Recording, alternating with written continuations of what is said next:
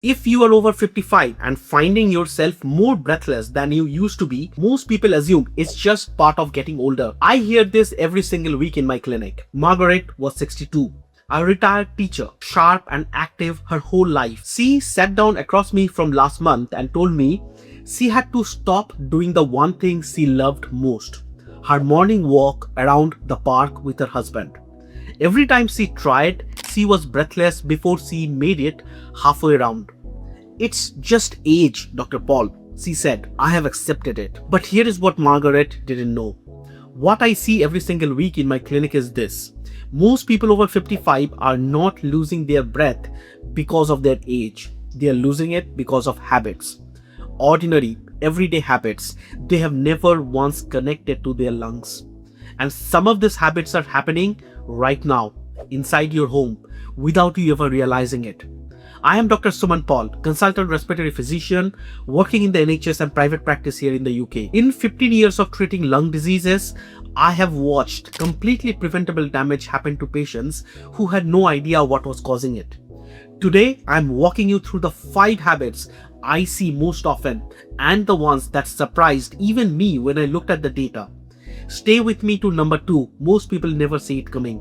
Now, I always start with the big one. The habit that if you are still doing it is doing more damage to your lungs right now than everything else on this list combined.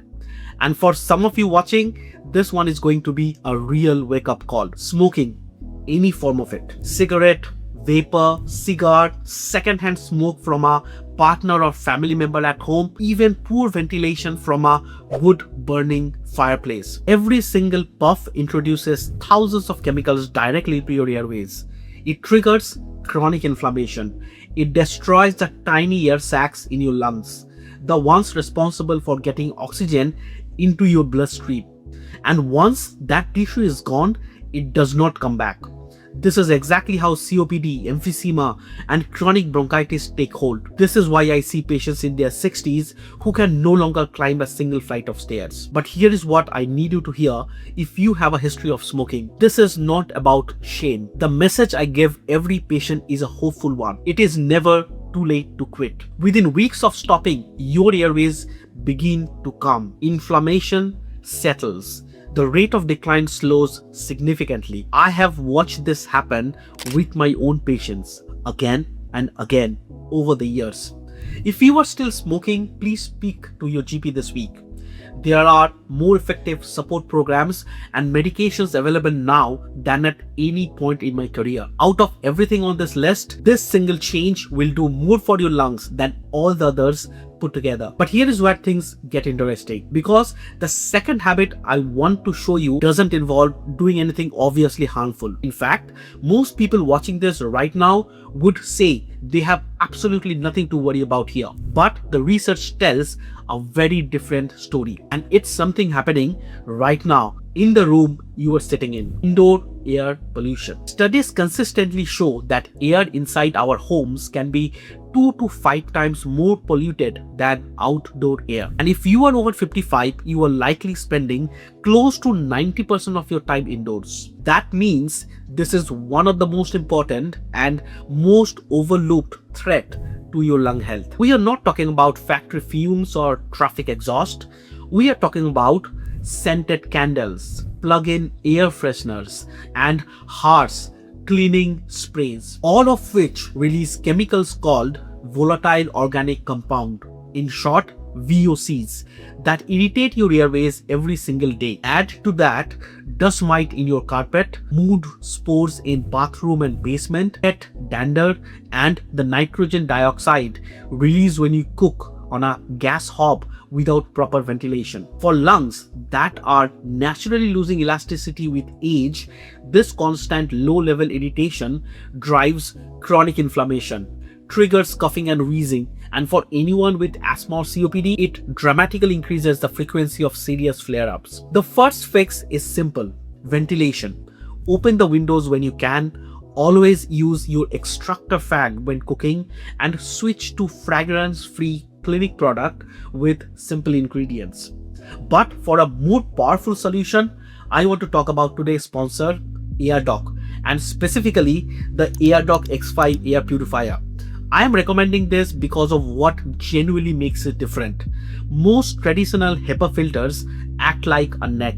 They trap dust and particles, but those pollutants just sit there on the filter. Over time, bacteria can actually grow on the filter itself, and eventually you are forced to spend money on replacement filters every few months. The Airdog X5 works differently. It uses a technology that doesn't just trap pollutants, it actively destroys them. It filters particles down to 0.014 micron.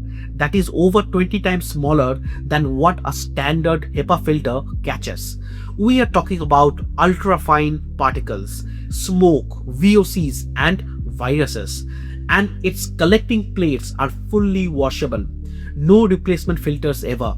One unit running in your living room or bedroom means your lungs are no longer fighting a daily battle against the air in your own home. If you are interested, then please do check out the official website of the Airdog for more information. You can use my affiliate link in the description box and use discount code Dr. Paul for an exclusive 5% discount for the viewers of this channel. Thank you Airdog for sponsoring this video. Now, those first two habits are ones most people have at least heard something about. But the next three, these are the ones that build silently. And by the time most people notice, the damage has already been building for years. Here is the third one, and it comes with a myth I want to bust right now: becoming too sedentary. And I want to challenge something I hear almost every week in clinic. The belief that if you are getting breathless, you should be resting more. For the vast majority of patients, that is the exact opposite of what their lungs need. Your lungs do not work alone. They rely on a team of muscles. Your diaphragm, the muscles between your ribs, the muscles in your back and core. Just like any other muscle, they need regular use to stay strong. When you stop moving, these muscles weaken. Every breath requires more effort. That effort makes you more breathless, which makes you want to move even less. A vicious cycle that tightens its grip over months and years without you ever noticing, until suddenly the stairs feel impossible. We are halfway through and I want to pause for a second.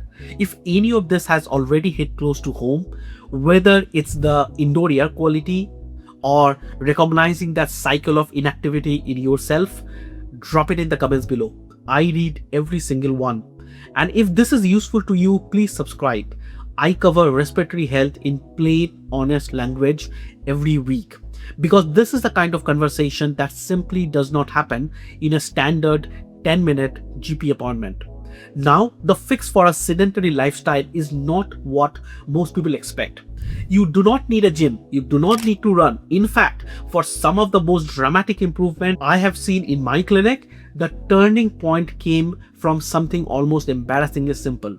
30 minutes of moderate movement most days of the week. Brisk walking, swimming, a stationary bike, even dancing in your living room or walking. The goal here is consistency, not intensity. Regular movement strengthens your breathing muscles, trains your body to use oxygen more efficiently, and breaks that breathlessness inactivity cycle for good. I had a patient, 71 years age, had barely left the house in 2 years. He started with a 15-minute walk every morning. 6 weeks later, he told me he had played with his grandchildren in the garden for the first time since his retirement. Not because of new medication, because he moved his body every single day. If you have a chronic condition, speak to your doctor before you start.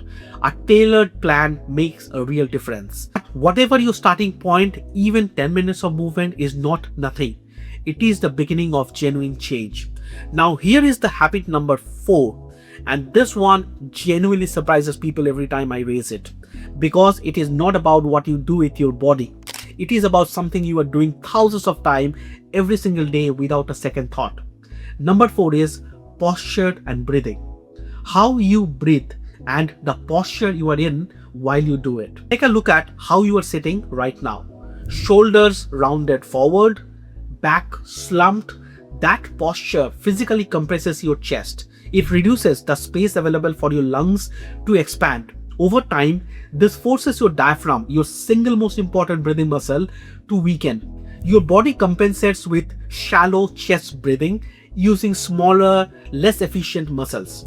The result is that you feel tired and breathless, and no breath ever feels quite satisfying. But there is a simple evidence-based technique I use with my COPD and asthma patients every week that addresses this directly. It takes 5 minutes a day. It is completely free and you can start it right now.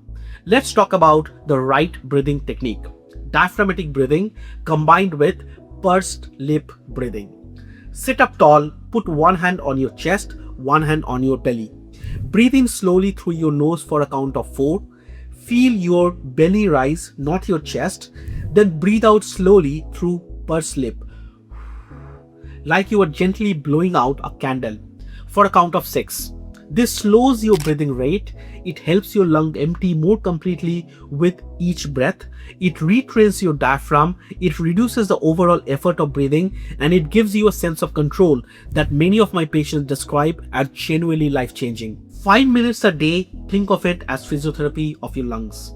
That brings us to the fifth and final habit, and this is the one most people over 55 are completely underestimating right now, because it is not something you do every day. It is something you are likely not protecting yourself against, and the consequences can be permanent. Number 5 is respiratory infections. As we age, our immune system naturally weakens. An infection that a 30-year-old shrugs off in a week, like a flu, COVID, pneumonia, can cause serious and lasting damage in someone over 55 or more than 60. I have seen patients who were managing well with mild COPD, and after one severe bout of pneumonia, their lung function never fully recovered. These infections do not just make you temporarily unwell. They cause inflammation, scarring, and a permanent reduction in lung capacity. The lungs after a serious infection are simply not the same as the lungs before it. So what is the most powerful thing you can do to protect yourself?